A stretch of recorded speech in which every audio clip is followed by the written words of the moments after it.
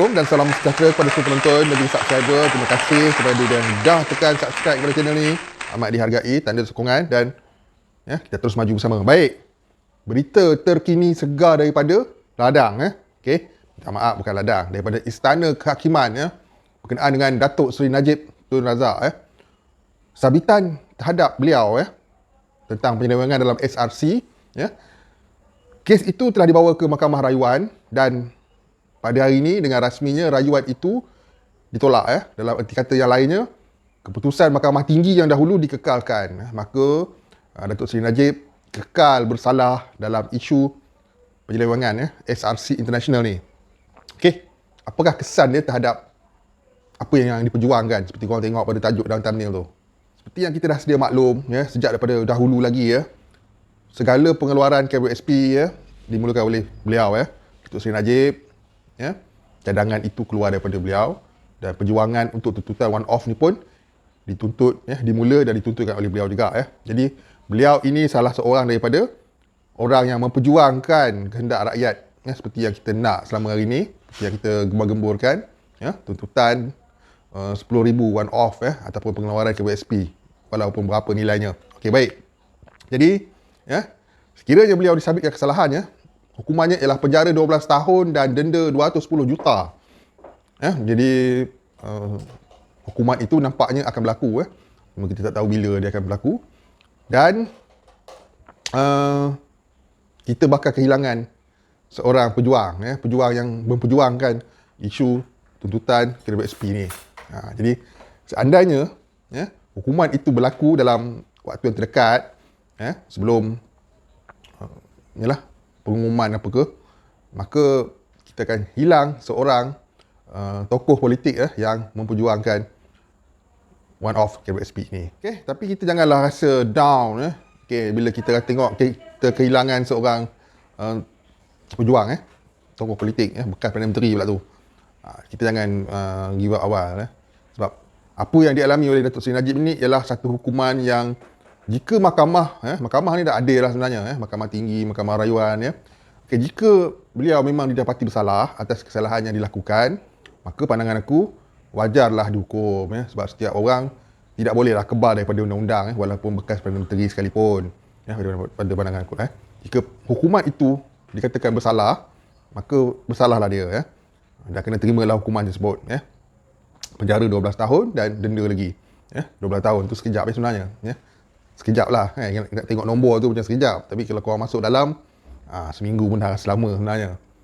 Okey, jadi kehilangan seorang pejuang ni memang sedikit sebanyak akan memberi kesan kesan di dalam Dewan Rakyat, kesan bersuara tu dah tak ada, kurang.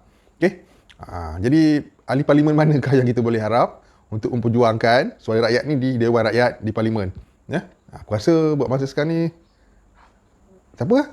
Tak ada dan bahu akan menjadi lebih berat terhadap bahu Datuk Ashraf sebab nampaknya sekiranya Datuk Seri Najib masuk ke dalam yang tinggal untuk memperjuangkan kita ambil orang politik lah seorang nampaknya Datuk Ashraf Ketua Pemuda UMNO. Okay? Jadi aku berharap usaha-usaha yang dah dilakukan yang dirancang yang dilaksanakan usaha-usaha ini berterusan oleh Datuk Ashraf lah lepas ni dan rakyat sendiri memainkan peranan masing-masing lah. Okay? Dan kita jangan anggap bila kehilangan seorang lagi ni Datuk Seri Najib ni daripada menyuarakan tuntutan rakyat ni menyebabkan kita pun merasa macam patah semangat. Tidak, kita janganlah berfikir macam tu sebab apa yang berlaku terhadap Datuk Seri Najib ni ialah satu hukuman yang sewajarnya jika didapati betul-betul bersalah, maka sewajarnya lah dihukum sebagaimana rakyat-rakyat biasa juga Okey, jikalau kita membuat kesalahan, kita buat penyelewengan, kita buat kesalahan pecah amanah dan sebagainya, kita sebagai rakyat akan dihukum, tak apa banyak cerita tapi kita jangan ingat ahli politik, bekas Perdana Menteri pun boleh terlepas daripada hukuman jadi hukuman ialah satu hukuman terhadap hukuman yang sepatutnya pada orang yang sepatutnya yang melakukan kesalahan jenayah itu yang aku boleh cakap. Okey, jadi perjuangan janganlah berhenti pula kerana kehilangan seorang pejuang InsyaAllah patah tumbuh hilang berganti Hilang seorang tumbuh dua. Maksudnya semoga akan ada ramai lagi. Kalau tak ramai pun seorang dua pun cukup lah, tokoh politik ni untuk menyuarakan tuntutan rakyat ni. Dan dalam masa yang sama, kita sebagai rakyat juga kena terus bersuara dan terus bersuara untuk mendapatkan apa yang dihajati. Okey. Jadi itu saja yang terkini tentang apa yang berlaku di luar sana. Datuk Seri Najib kekal sabit bersalah. Mahkamah Rayuan menolak rayuan dan mengekalkan keputusan Mahkamah Tinggi, yang mana keputusan Mahkamah Tinggi menyabitkan beliau bersalah, dan impak dia kepada pengeluaran one off ni ada impak juga sebenarnya, sebab kurang suara, kita kekurangan suara untuk mewakili rakyat di parlimen tentang benda ini. Okey, tapi walau bagaimanapun, parlimen ke tak parlimen ke, apa yang rakyat nak ialah satu benda yang sangat relevan lah dengan keadaan sekarang ni. Itu je lah. Okey, itu saja yang terkini segar daripada Istana Kehakiman. Sekian, Assalamualaikum dan salam sejahtera.